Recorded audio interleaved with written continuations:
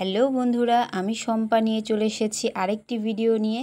তো আজ আমি তোমাদের বোট নেক কুর্তি কাটিং করে দেখাবো, তাই ভিডিওটা কেউ স্কিপ করো না, পুরোটা দেখতে থাকো। অনেক অনেক টিপস থাকছে। তো দেখো, আমি 4 ভাঁজে চুড়িদারটাকে ভাঁজ করে নিয়েছি, নিয়ে সমান করে দাগ দিয়ে নিলাম। নিয়ে দেখো, আমি 2 ইঞ্চি নিচে থেকে দাগ দিয়ে নেব। এই 2 ইঞ্চিটা আমাদের ওপরে হাফ ইঞ্চি আর নিচে যে আমাদের মুড়তে হয় সেটাতে চলে যাবে।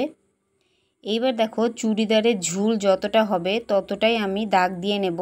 যার যতটা ঝুল হবে সেই মাপ অনুযায়ী আমরা দাগ দিয়ে নিচ্ছি। চুড়িদার আমরা সবসময় লুজ পরি, ব্লাউজের মতো টাইট পরি না। তাই টোটালকে আমরা সবসময় 4 দিয়ে আগে যোগ করে নেব। টোটাল মাপটাকে 4 দিয়ে যোগ করে তারপরে আমরা 4 দিয়ে আবার ভাগ করে নেব। ঠিক আছে? এবার দেখো, আমাদের পুট নিলাম 7 ইঞ্চ, আর্মহোল নিয়ে নিলাম 7 ইঞ্চ। যেহেতু এটা বোট নেক আমি তৈরি করছি, তো 7 ইঞ্চ নিয়ে নিচ্ছি। নিয়ে এইভাবে একটা বক্স করে নেব। তো আমি আগেই বলেছি, বডি যতটা হবে তাকে 4 দিয়ে আগে যোগ করে নেবে, যেহেতু আমরা লুজ পরি চুড়িদার। আর তাকে যোগ করার পরে 4 দিয়ে ভাগ করে নেব। নিয়ে দেখো, আমার 10 ইঞ্চ হলো, আর এক্সট্রা নিয়ে নেব লুজের জন্য 2 ইঞ্চি। এইবার দেখো, নিচে কোমরের জন্য আমরা মাপ নিয়ে নেব 14 ইঞ্চিতে, একদম ওপর থেকে। আর দেখো, হিপের জন্য মাপটা নিয়ে নেব 20.5 ইঞ্চিতে। এইবার কোমরটা যত হবে সেম ওপরে যেরকমভাবে মাপ নিতে বললাম লুজ করে, ততটাই নিয়ে 4 দিয়ে ভাগ করে নিতে হবে। লুজ নিতে হবে 2 ইঞ্চি। কিন্তু হিপের ক্ষেত্রে দেখো, আমরা 1 ইঞ্চি লুজ নিয়েছি, কারণ 2 ইঞ্চি লুজ নিলে আমাদের সেলাই করার সময় বড্ড অসুবিধা হয়। তো দেখো, এইরকম একটা শেপ কাট স্কেল নিয়ে আমি শেপ দিয়ে নিচ্ছি। তোমরা চাইলে নর্মাল স্কেল দিয়েও শেপ দিয়ে নিতে পারো, একটু রাউন্ড করে দেবে এই জায়গাগুলোতে, তাহলে দেখবে নর্মাল স্কেল দিয়েও তোমরা দাগ দিয়ে নিতে পারবে। তো এবার দেখো, আমাদের হিপের অংশটা আমরা যতটা মাপ নিয়েছি সেম ওই মাপটাকে নিয়ে এইভাবে বসিয়ে নেব। আর তার থেকে 1 ইঞ্চি এক্সট্রা নিয়ে নেব। যতটা হিপের অংশ তার থেকে নিচের দিকে 1 ইঞ্চি এক্সট্রা নিয়ে নেব আমরা। ঠিক আছে? নিয়ে এইভাবে দাগ দিয়ে নেব। এবার দেখো, আমাদের চুড়িদারে এবার আমরা গলা কাটিং করব। তার আগে দেখো, আমাদের আর্মহোলটা কাটিং করে নিতে হবে। তো আর্মহোলের জন্য আমরা 1 ইঞ্চি থেকে 1.25 ইঞ্চি একটা মাপ নিয়ে তারপরে এইরকম রাউন্ড শেপ করে দেব। এইবার দেখো, গলার জন্য নেব আমরা, যেহেতু বোট নেক করছি, তো 3.5 ইঞ্চি নিয়ে নেব। আর দেখো, সামনের পার্ট পেছন পার্ট দুটো আলাদা হবে। তো আমি আগে দেখো সামনের পার্টের জন্য দাগ দিয়ে নিচ্ছি। 4.5 ইঞ্চি হবে আমার সামনের গলাটা। আর পেছনের গলাটা আমি একটু ছোট নেব, তো 3 ইঞ্চি নিয়ে নিচ্ছি। নিয়ে আমরা সেম একইভাবে রাউন্ড শেপ দেব। দুটোই আমার রাউন্ড শেপে হবে, সামনে পেছনে। তো এই দেখো, গলা কাটিং হয়ে গেল। এইবার দেখো, সামনের জন্য সামনে আমাদের শেপটা 1/2 ইঞ্চি আমরা একটু কমিয়ে দেব। দেখো, এই যে এটা সামনের পার্টের ক্ষেত্রেই শুধুমাত্র হবে। তো কাটিংয়ের সময় আমি বলে দেব তোমাদের। দেখো, এই যে কাটিং করা হয়ে গেল। ছোট্ট ছোট্ট কাট লাগিয়ে নিলাম, তাহলে সেলাইয়ের সময় সুবিধে হয় আমাদের। এইবার দেখো, আমরা পেছন পার্টটাকে আগে কাটিং করে নিয়েছি।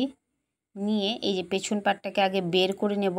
যেহেতু আমাদের সামনের গলাটা একটু বড়, আর আমাদের সামনের আর্মহোল একটু 1/2 ইঞ্চি করে আমাদের ডাউন দিতে হবে। তো আমি আলাদাভাবে যে কেটে নিলাম, তাহলে দেখবে আমাদের বগলের কাছে কুঁচকে থাকবে না। তো তারপরে দেখো, এবার আমি হাতা কাটিং করে নিচ্ছি। আর এই হাতের কাটিং ভিডিও আমার চ্যানেলে দেওয়া আছে, চাইলে তোমরা ডিটেলসে দেখে নিতে পারো। হাত কাটিং অ্যান্ড স্টিচিং দুটোই আমার চ্যানেলে দেওয়া আছে। দেখো, আমি হাত কাটিং করে নিচ্ছি।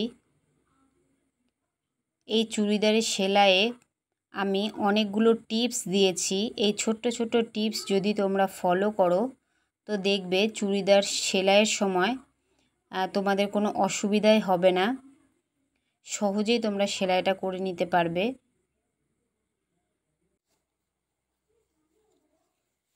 তো দেখো এই যে আমার হাতা কাটিং কমপ্লিট হয়ে গেল। এবার আমরা মেশিনে সেলাই করে নেব। তো সেলাইটা সবাই মন দিয়ে দেখো। এই যে আমাদের একটা পার্ট নিয়ে নিলাম, সেটা সামনে পেছনে আমার দুটো দিকেই গোল গলা ছিল। তো গলায় কি করে পটি লাগাতে হয়, খুব সহজ নিয়মে নিখুঁতভাবে সেলাইটা হবে ফিনিশিংয়ের সঙ্গে। তো দেখো কেমনভাবে করছি। এক্সট্রা কোনো পটি কাটতে হবে না তোমাদের। আমাদের যে সাইড থেকে কাপড় বেঁচে যায় সে কাপড়ের টুকরো একটা আমরা নিয়ে নেব, নিয়ে চুড়িদারের মেন কাপড়টাকে উল্টো করে পটিটাকে সোজা করে নিয়ে দেখো বসিয়ে নিয়েছি। শুধু আমরা বসিয়ে নেব, নিয়ে 1/2 ইঞ্চি করে আমরা সেলাই ছেড়ে দিয়ে, এই যে 1/2 ইঞ্চি করে ছেড়ে দিয়ে পুরো গলাটাকে আমরা সেলাই করে নেব। এইভাবে তোমরা যদি গলাতে পটি দাও তাহলে দেখবে খুবই খুবই সুন্দর ফিনিশিং হয় গলাতে। তো এইভাবে দেখো এই যে পুরোটা সেলাই করে নিলাম 1/2 ইঞ্চি ছেড়ে দিয়ে। এবার আমরা দেখো বাড়তি অংশটুকু কেটে দেব। তাহলে কি হয়, আমাদের এক্সট্রা করে গলার জন্য পটি কাটতে হয় না, আর এটা খুব সহজভাবেই হয়ে যায়। তো দেখো ছোট্ট ছোট্ট কাট লাগিয়ে নিচ্ছি। এইবার যে এক্সট্রা কাপড়টা নিয়েছিলাম এই কাপড়টাকে 1 ইঞ্চি মতো কাপড় ছেড়ে রেখে আমি পুরো কাপড়টাকে কেটে বাদ দিয়ে দেব। এবার দেখো ওপর থেকে একটা করে চাপ সেলাই দিয়ে নিচ্ছি। তাহলে কি হয়, আমাদের কাপড়টা গলার পটিটা যখন আমরা উল্টোবো তখন দেখবে সহজেই উল্টে যাবে। এই যে দেখো এবার উল্টে গেল, খুব সহজেই উল্টে যাবে। এবার তোমরা মুড়ে পুরো গলাটাকে সেলাই করে নেবে। তো এই টিপসটা কেমন লাগলো তোমাদের, তোমরা অবশ্যই কমেন্ট বক্সে কমেন্ট করো। যদি তোমরা কেউ আমার চ্যানেলে নতুন হয়ে থাকো প্লিজ চ্যানেলটিকে সাবস্ক্রাইব করে দিও।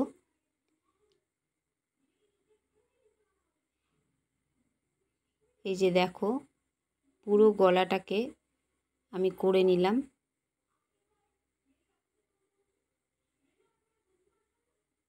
এইবার দেখো কত সুন্দর গলার ফিনিশিংটা এসেছে। বাড়তি অংশটা কেটে নেবে। দেখো পুরো মনে হচ্ছে আয়রন করা একদম। খুবই খুবই সুন্দর হয় এইভাবে গলায় পটি করলে। তো এইভাবে আমি সামনে পেছনে দুটো পাটি করে নিয়েছি। এই যে দেখো দুদিকেই, এটা সামনের গলা। এবার দেখো চুড়িদারের নিচে অংশে আমি যে এক্সট্রা কাপড় নিয়েছিলাম, এক্সট্রা 2 ইঞ্চি নিয়েছিলাম, এবার ওপরে আমাদের 1/2 ইঞ্চি মুড়তে চলে যাবে, আর বাকিটুকু আমরা নিচের দিকে মুড়ে দেব। এটা সামনে পেছনে দুদিকেই আমি করে নেব।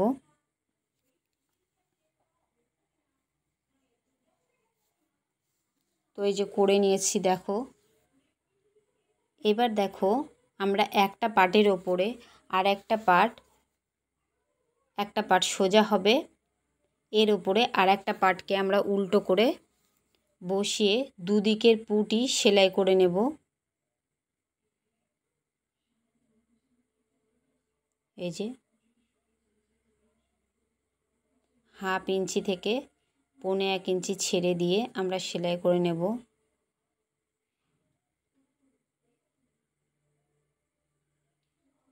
কাঁধের দিকে তোমরা 2 ইঞ্চি করে ডাউন দিয়ে দেবে। এটা আমি কাটার সময় কোনো সময় করি না, আমি সেলাইয়ের সময় ডাউন দিয়ে দিই।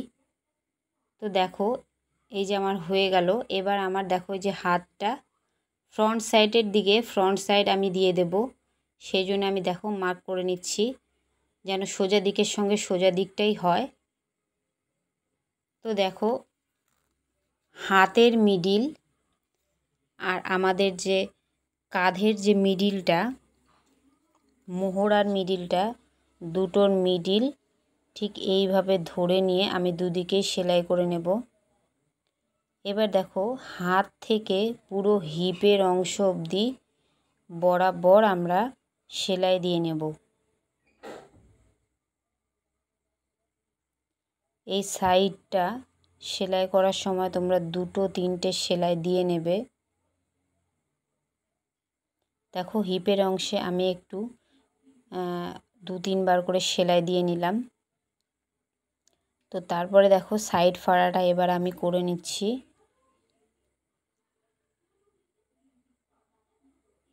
টোটাল 1 ইঞ্চি আমাদের মুড়তে হবে, যেহেতু আমি 1 ইঞ্চি এক্সট্রা নিয়েছিলাম।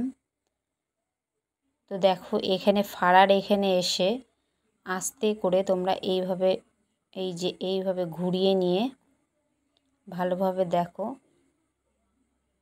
সুচটাকে লাগানো থাকবে। তোমরা শুধু কাপড়টাকে ঘুরিয়ে এইভাবে সেলাই করে নেবে, দেখবে ফিনিশিংটা খুব সুন্দর হবে। তো এই যে আমার হয়ে গেল।